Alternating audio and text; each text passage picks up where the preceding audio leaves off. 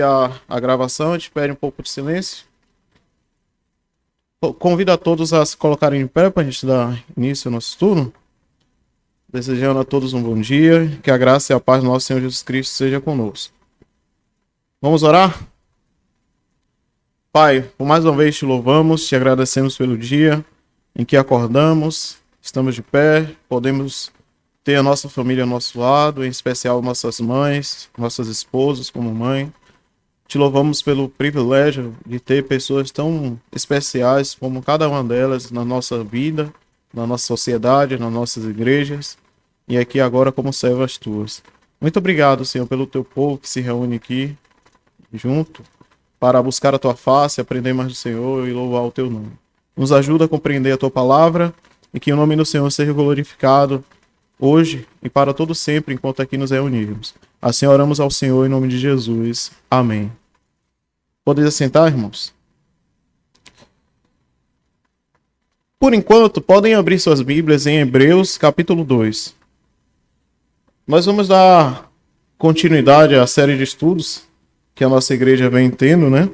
Já há um mês por aí, que é a respeito da cristologia. O pastor Robson deu início a respeito desse estudo, como ele bem cita, desde 2018, quando ele estava chegando por aqui. Essa série de estudos fala a respeito da preparação, a positiva e a negativa dessa vinda de Cristo ao mundo. O que é que Deus vinha fazendo no meio dos gentios e no meio dos judeus para que chegasse o momento certo de Cristo vir ao mundo encarnado. O ensino da Bíblia a respeito disso. A humanidade de Cristo, a integridade da natureza humana de Cristo, a deidade de Cristo, que foi o que nós vimos no domingo passado. E hoje, se Deus permitir, nós veremos a união, irmãos, dessas duas naturezas em uma só pessoa. E os próximos estudos seriam os estados da exaltação e humilhação de Jesus e os ofícios de Jesus. Os principais pontos do último estudo, que foi a respeito da deidade de Cristo, nós explicamos a diferença entre a divindade e a deidade. A divindade é aquilo que caracteriza, aquilo que é um Deus, um ser, algo que nós consideramos ser Deus, e a deidade é o que justifica, né, as principais propriedades desse ser que justifica ser ele um Deus. Então nós vimos a deidade de Cristo. Cristo é divino, Cristo é Deus, mas o que é que comprova isso? O que é que corrobora isso, sendo Cristo Deus? Então a diferença é bem pouca entre as duas palavras. Divindade é algo que é um Deus e a deidade é aquilo que é a propriedade desse Deus. Seria a diferença da deidade com a divindade é que a deidade é o que ele teria que o faria um Deus. E a sua divindade é exatamente o fato dele ser Deus. As principais características, só para a gente recapitular aqui rapidamente. Alguém lembra aqui no domingo passado quais foram as principais características que nós vimos? Alguém chega a citar alguma? Não? Então vamos lá. Quais são as principais características que nós citamos aqui? Jesus, como homem-deus, ele é salvador. Isso justifica ser ele um Deus. Ele é eterno. João 1:1, ele é onipotente, ele criou todas as coisas existem porque ele o criou. Ele é onisciente, ele tem conhecimento de todas as coisas antes mesmo da gente falar. Ele teve um encontro com a mulher samaritana, ele sabia que ela já tinha 5 maridos e ela ficou perplexa com aquilo. Tem a história de Natanael, que Jesus tinha visto ele debaixo da árvore. A sua traição, quando as pessoas vieram o pegar para levar para ser julgado, ele já sabia das traições, ele conhece o nosso coração, tudo isso são as características da onisciência de Jesus. A onipresença, Jesus disse que quando estiver 2 ou 3 reunidos no nome dele ali, ele estaria presente, estaria conosco até a consumação dos séculos. Jesus é santo, ele disse que ninguém poderia acusá-lo de nenhum pecado. Jesus é imortal. Ele era impossível, mesmo com a sua morte, seu corpo humano, era impossível que a morte o prendesse na cova, ele ressuscitou. Ele é imutável, ele é o mesmo ontem, hoje, será eternamente. Ele é autoexistente. Ele não teve vida a partir de algo ou a partir de alguém. Ele sempre existiu, ele existe e sempre existirá.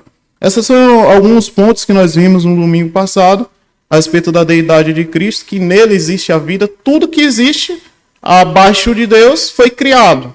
Mas Cristo, sendo Deus, sendo Filho, o Deus Filho, ele sempre existiu assim como o Pai e assim como o Espírito.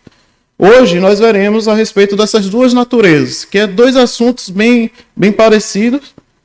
Cristo foi homem, ele andou entre nós, mas também Cristo é Deus. Então nós veremos, com a graça de Deus, um pouco dessa união dessas duas naturezas numa só pessoa. Tem alguns nomes que são bem citados no nosso meio, que é a respeito da teologia, que geralmente nós explicamos que é o estudo do ser de Deus. Nós estamos estudando a cristologia, que é o estudo a respeito da pessoa de Cristo, e temos a pneumatologia, que é a respeito da pessoa do Espírito Santo.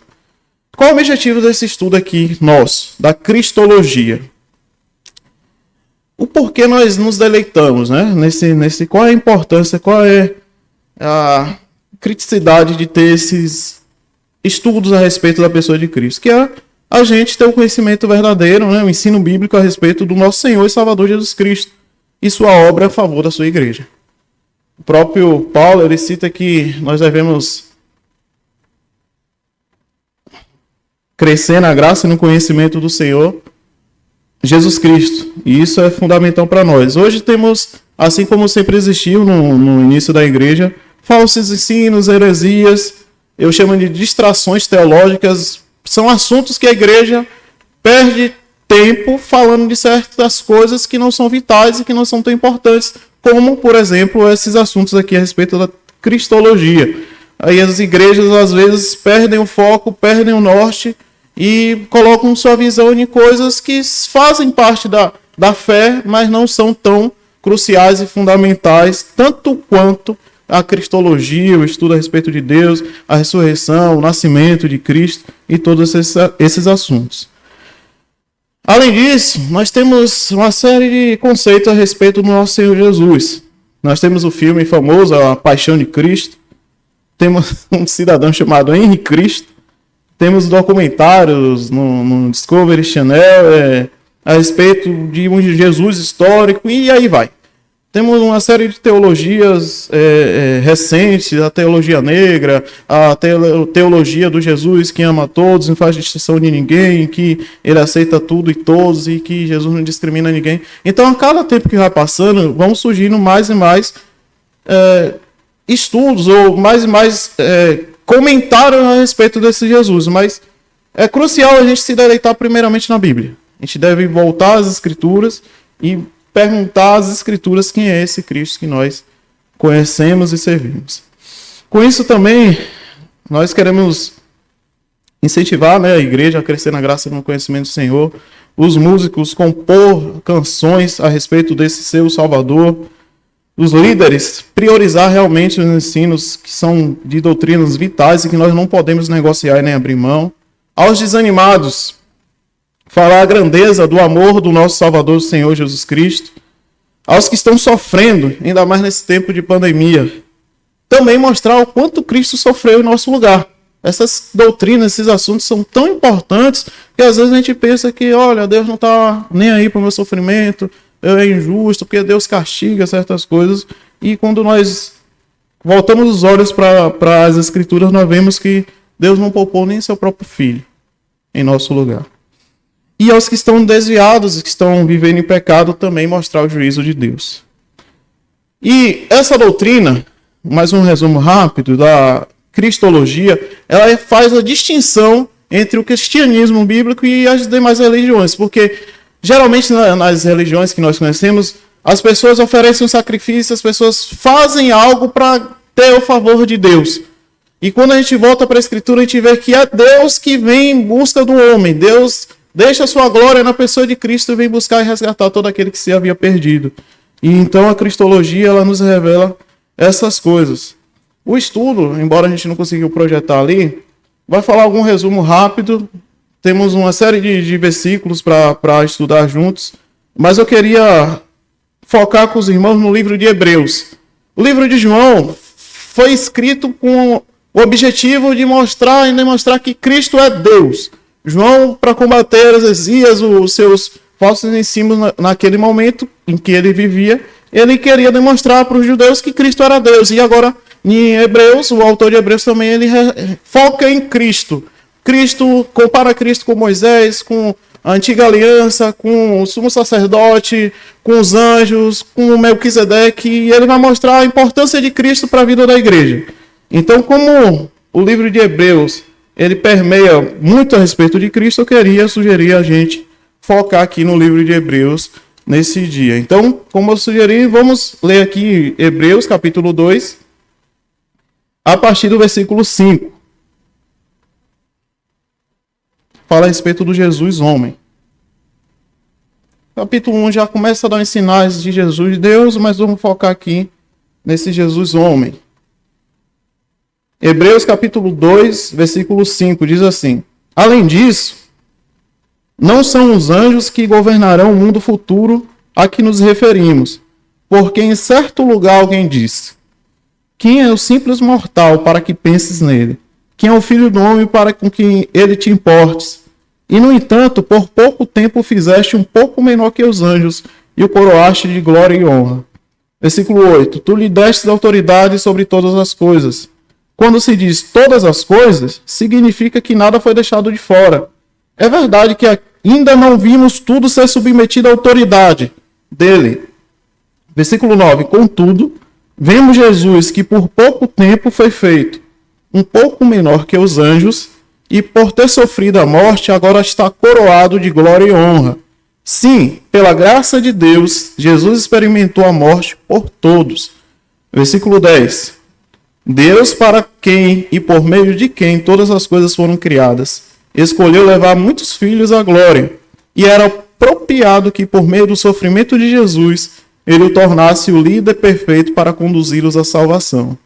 Assim, tanto quanto o que santifica, como os que são santificados, procedem de um só. Por isso, Jesus não se envergonha de chamá-los de irmãos quando diz: proclamarei teu nome a meus irmãos, por meio do povo reunido te louvarei. Versículo 13. E também afirmou: porém minha confiança nele, isto é, eu e os filhos que Deus me deu. Visto, portanto, que os filhos são seres humanos, feitos de carne e sangue, o Filho, Jesus, também se tornou carne e sangue, pois somente assim ele poderia morrer, e somente ao morrer destruiria o diabo que tinha o poder da morte. 15. Só dessa maneira ele libertaria aqueles que durante toda a vida estiveram escravizados pelo medo da morte. Também sabemos que o Filho não veio para ajudar os anjos, mas sim os descendentes de Abraão. Portanto, era necessário que ele se tornasse semelhante aos seus irmãos em todos os aspectos, de modo que ele pudesse ser o nosso misericordioso e fiel sumo sacerdote diante de Deus, e realizar o sacrifício que remove os pecados do povo. Por fim, o verso 18. Uma vez que ele próprio passou por sofrimento e tentação, é capaz de ajudar aqueles que são tentados. Eu vou voltar aqui ao slide e vou compartilhar com os irmãos aqui a proposta do estudo a respeito dessas duas naturezas de Cristo. A necessidade das duas naturezas de Cristo transparece do que acima foi dito, que nos dias atuais muitos não reconhecem a necessidade de admitir as duas naturezas em Cristo, pois para eles Jesus é apenas um ser humano, contudo ao mesmo tempo se sentem constrangidos em atribuir-lhes o valor de Deus, ou a reivindicar a divindade nele, ou da permanência do Espírito nele. A necessidade das duas naturezas de Cristo decorre daquele que é essencial à doutrina escriturística da expiação. A. Qual é a necessidade de Cristo ser humano? O porquê Cristo deveria ser humano? Desde que o homem pecou, era necessário que o homem sofresse a penalidade. Além disso, o pagamento da pena envolvia sofrimento do corpo e alma, sofrimento somente cabível ao homem. Então, se Adão pecou, Adão sendo homem, alguém tinha que pagar por esse pecado. Depois, os seus descendentes de Adão, todo mundo era culpado pelo erro do nosso primeiro representante, e alguém pecou no corpo, deveria sofrer no corpo. Então isso já é o início de que Cristo realmente deveria ser homem. E as referências bíblicas é João capítulo 12, versículo 27, que eu vou ler aqui para os irmãos. João capítulo 12, versículo 27. Jesus ali próximo à sua morte. Olha o que ele fala. Agora a minha alma está angustiada. Acaso devo orar? Pai, salva-me desta hora? Mas foi exatamente por esse motivo que eu vim. Pai, glorifica o teu nome. Jesus estava à beira do sofrimento e recebeu o juízo e o castigo de Deus. Ele falou, rapaz, eu devo orar? Para Deus me livrar disso? Não, mas foi por isso mesmo que eu vim. Para sofrer na minha carne. Então, Pai, glorifica o teu nome. Atos capítulo 3, versículo 18. E Hebreus capítulo 2, versículo 14. Que é o que nós lemos aqui, olha. Visto, portanto, que os filhos são seres humanos feitos de carne e sangue, o Filho, Jesus, também se tornou carne e sangue, pois somente assim ele poderia morrer, e somente ao morrer destruiria o diabo que tinha o poder da morte. Então, essa é uma das importâncias de Jesus ser homem.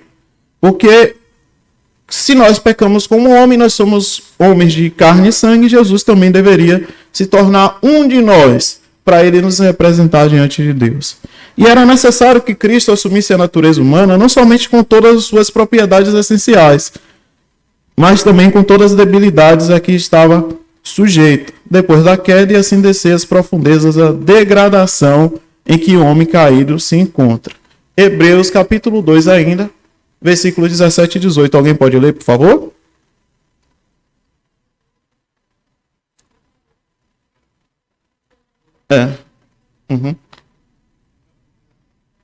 Hebreus capítulo 2, versículos 17 e 18. Isso.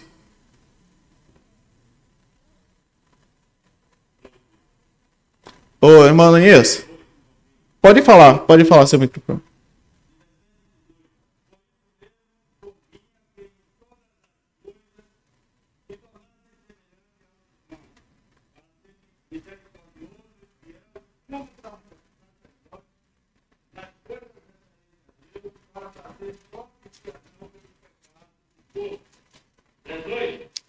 Isso.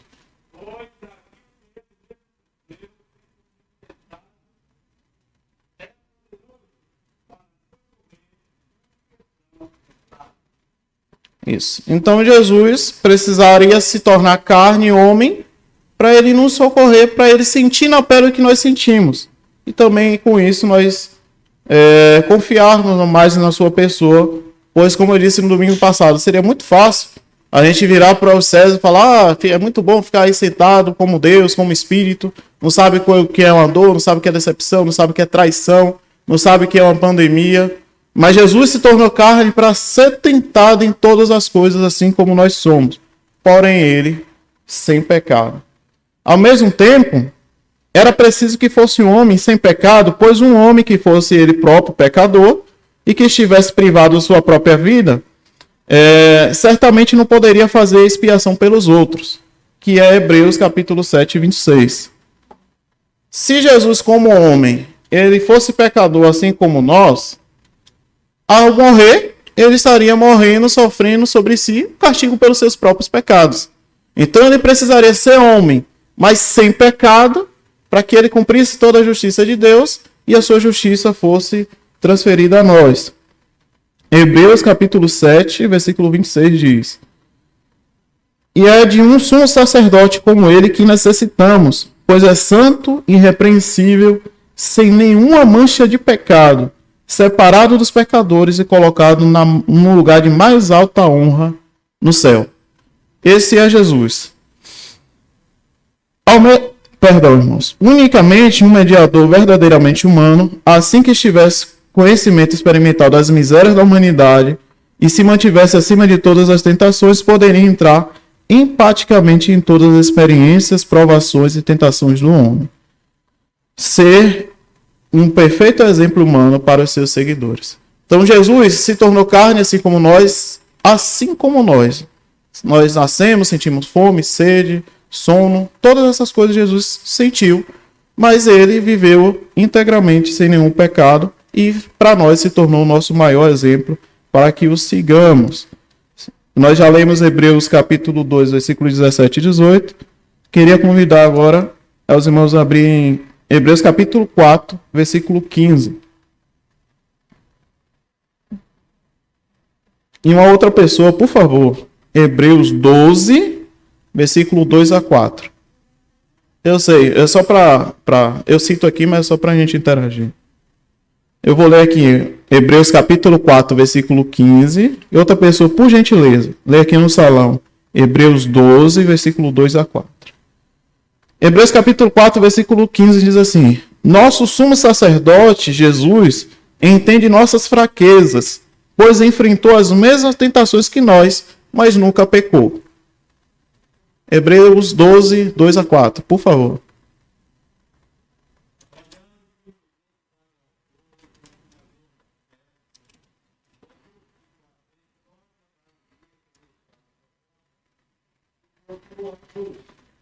Não havia pecado para que não vinha, e a gente está sentado lá dentro do trono de Deus. Esperar hoje atentamente aquele que se tornou tamanha oposição ao pecador contra si mesmo, para que não desfaqueis das alianças em volta alma. Jesus é o nosso maior exemplo, e é nele que nós devemos colocar os nossos olhos. Ele é o autor e consumador da nossa fé. Ele é aquele que nos mantém firme, é aquele que é o nosso maior exemplo a ser seguido. Jesus, homem. Essas são as características aqui que nós enfatizamos de Jesus, homem, no livro de Hebreus. Temos Mateus, Filipenses, mas para a gente ganhar tempo, eu queria focar aqui no livro de Hebreus. Então, essa era a necessidade de Jesus, com a sua natureza divina, ele encarnar, ele se tornar homem como um de nós. Mas também, do outro lado, não abrir mão da sua natureza divina, mesmo no corpo de homem.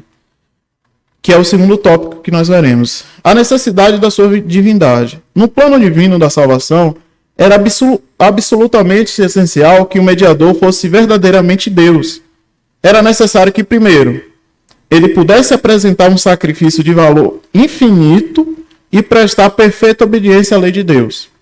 Porque um homem morrer por si só, ele estaria pagando pelos seus pecados. Mas vamos supor que um homem ele fosse perfeito, ele tivesse a capacidade de cumprir toda a lei de Deus e ter um crédito com Deus.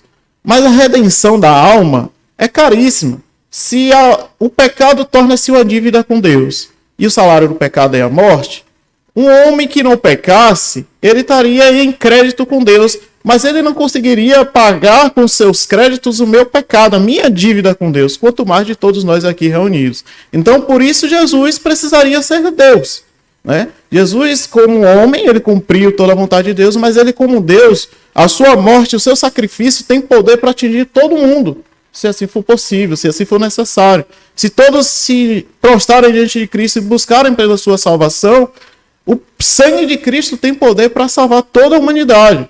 O que seria diferente de um homem como nós aqui reunidos. Segundo, ele, como um ser divino, ele pudesse sofrer a ira de Deus redentoramente, isto é, para livrar outros da maldição da lei.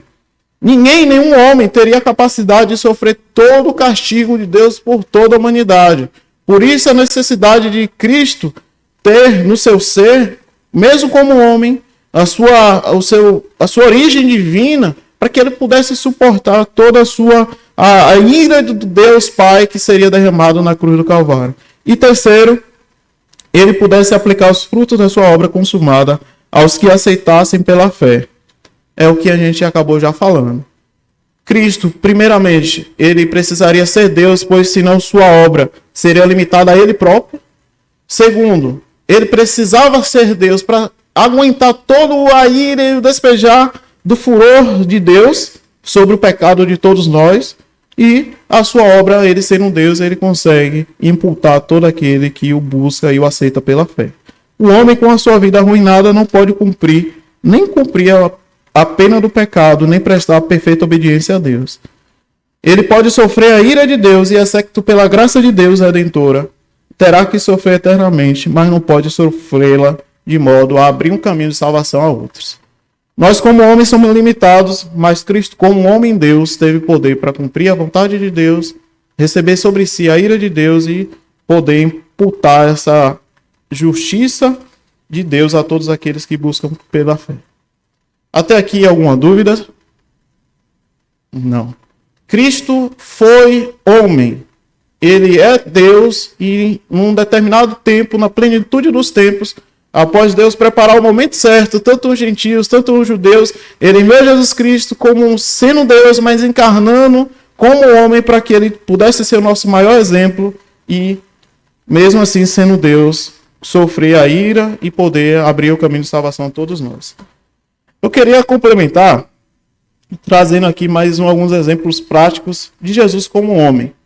Mas se a gente ler de forma geral a Bíblia, como é que a gente consegue identificar Jesus como homem? Além do que a gente já disse aqui.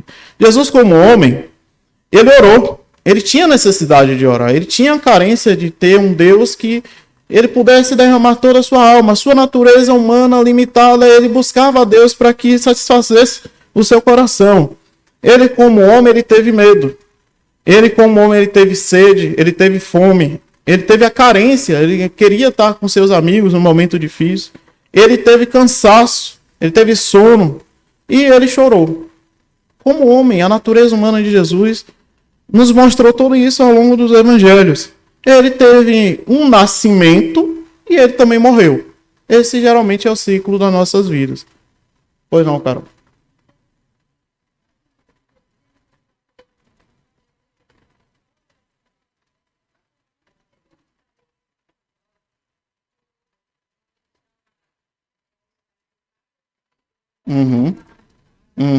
Porque as pessoas não estavam cumprindo a vontade de Deus, né? Ele, como homem, falando, olha, eu sou o exemplo, e mesmo assim as pessoas rejeitavam, e ele mostrava assim a sua ira santa contra o pecado do povo. Mas como Deus, mesmo na pessoa ali do homem, ele operou milagres.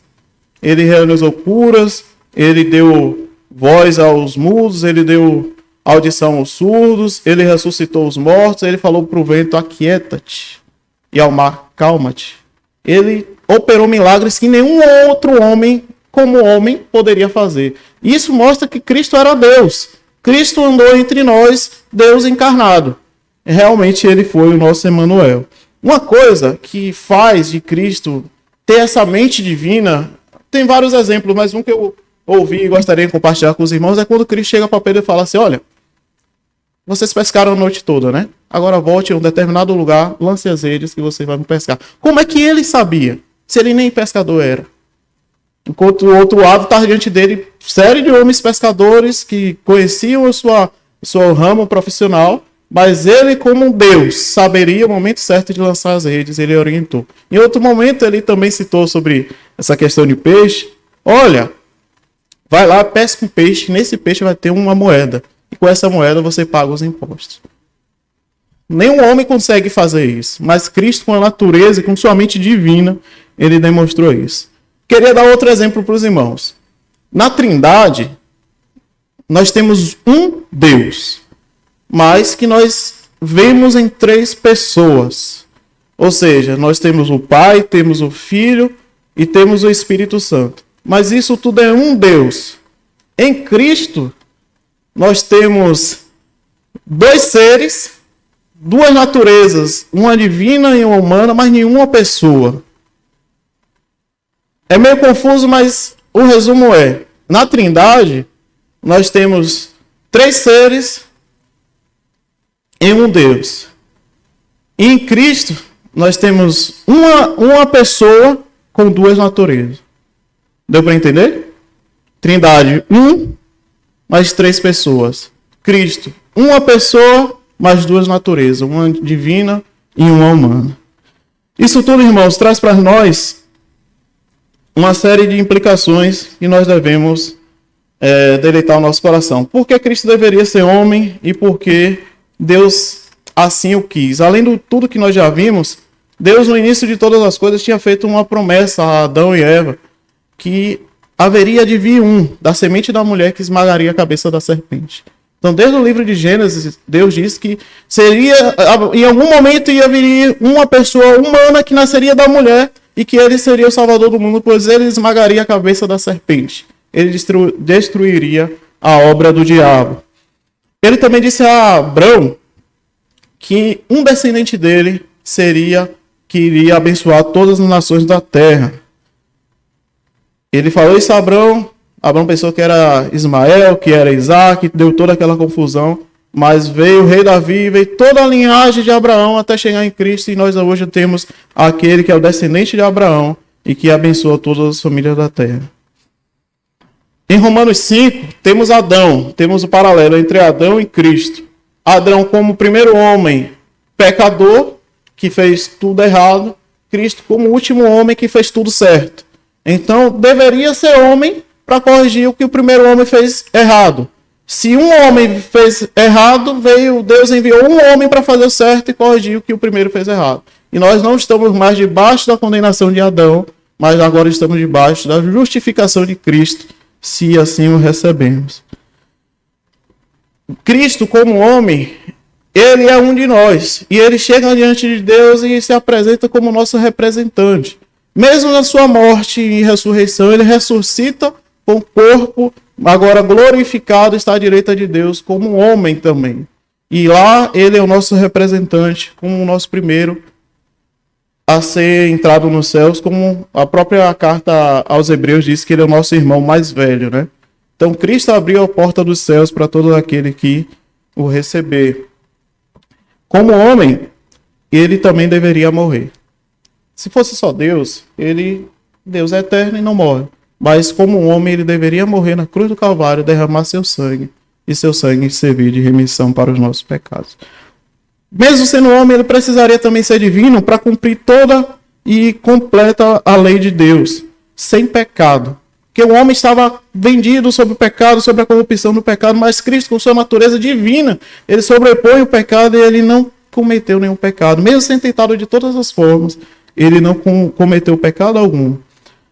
Cristo, como divino, a sua morte serve para nós como um favor, mas não somente por ele, como eu disse no início do estudo, mas como um Deus, ele morre e seu poder, seu sangue consegue atingir todos nós aqui, todos aqueles que crerão em Cristo. Há virtude no sangue de Cristo para toda a humanidade. Cristo, com seu sangue e com seu poder da sua humanidade divina, ele é poderoso para salvar todo aquele que crê.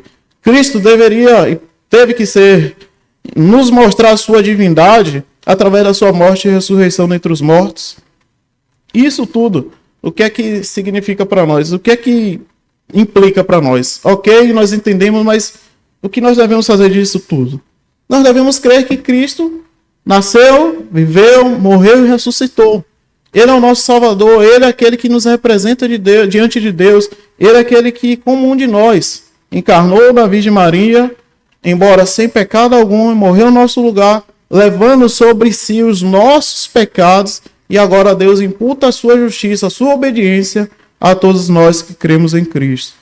Nós devemos, irmãos, nos apegar a essas doutrinas, esses temas cruciais, em contrapartida a tudo aquilo que hoje nós vemos. Desde o início da igreja, existem série de doutrinas, série de informações em que as pessoas pensavam, olha, não é possível, como é que um Deus se tornou carne? Se ele é Deus, se ele é divino, então as duas naturezas se misturou e como é que vai ficar agora?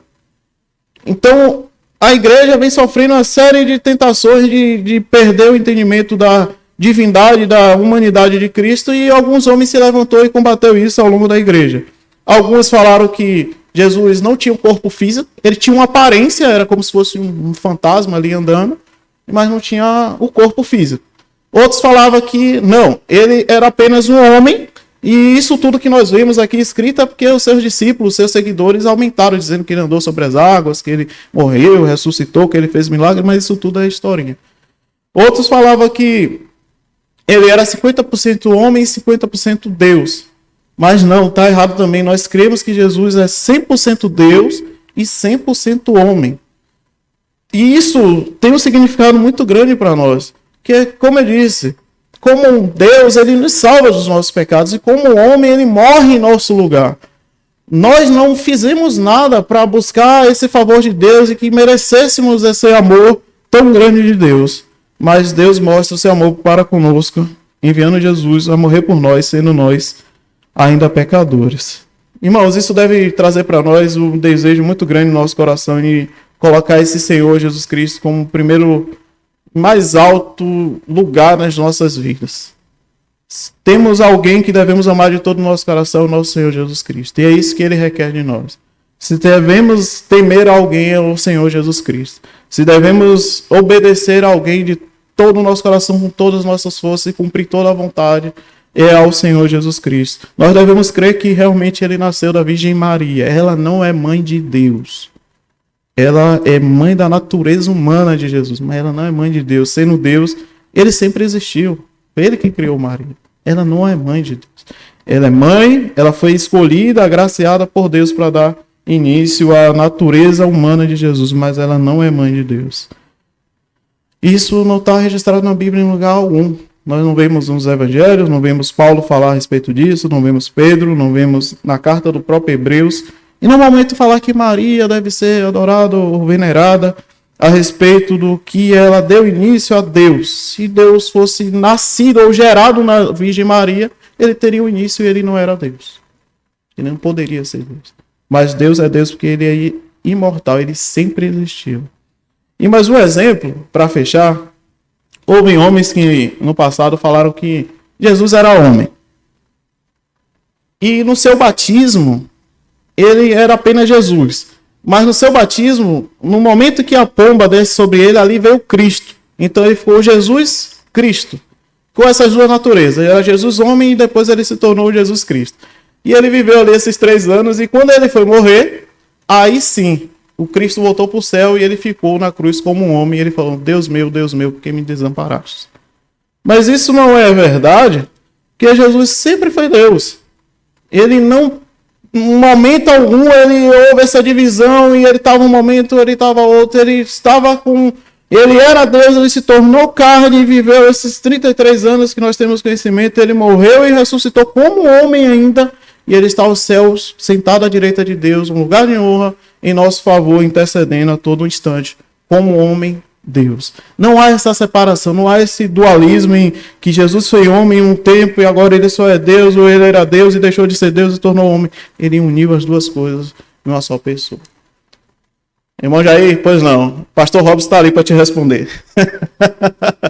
Brincadeira. Pode falar, meu irmão.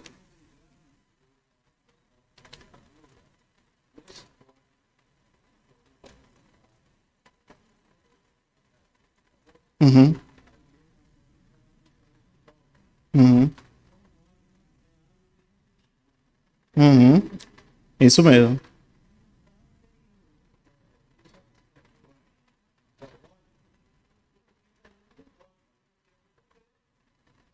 Uhum. É. Ele saiu aqui fora rapidinho.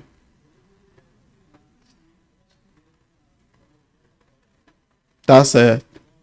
Aham.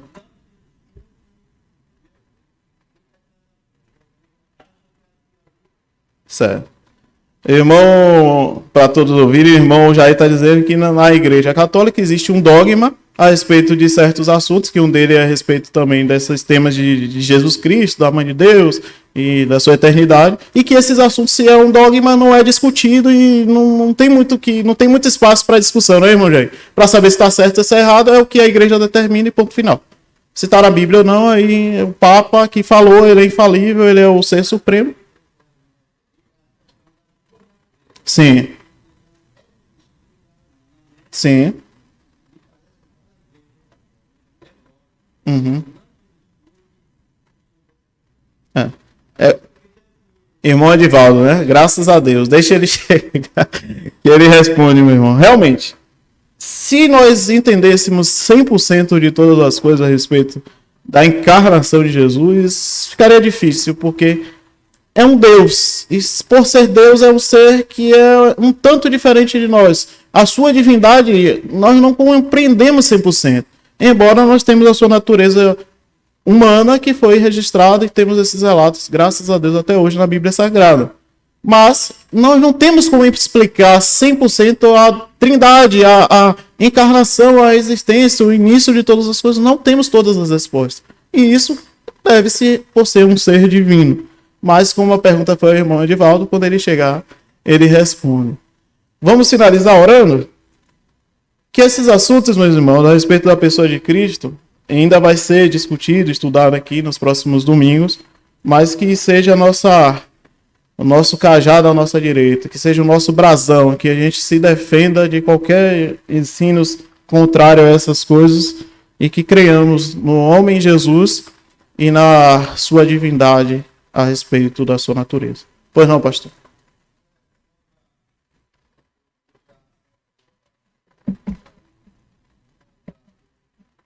Uhum.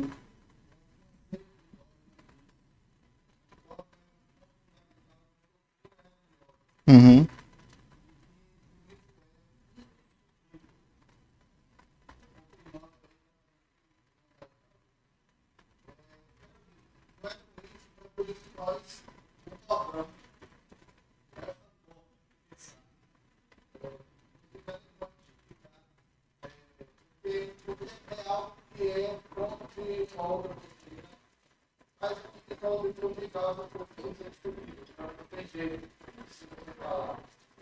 Agora, dogma não é só dogma continua também.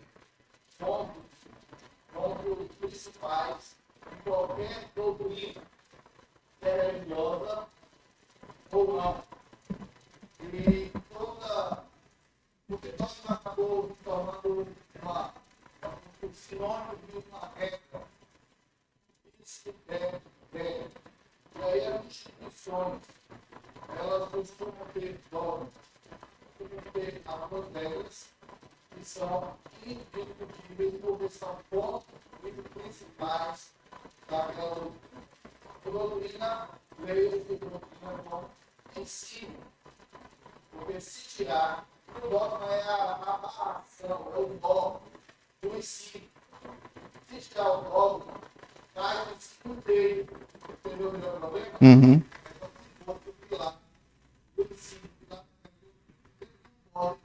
Tirar essa amarração. Eles teriam que fazer a doutrina inteira, cara, porque na vida não fez para poder podem reconstruir Verdade. melhor.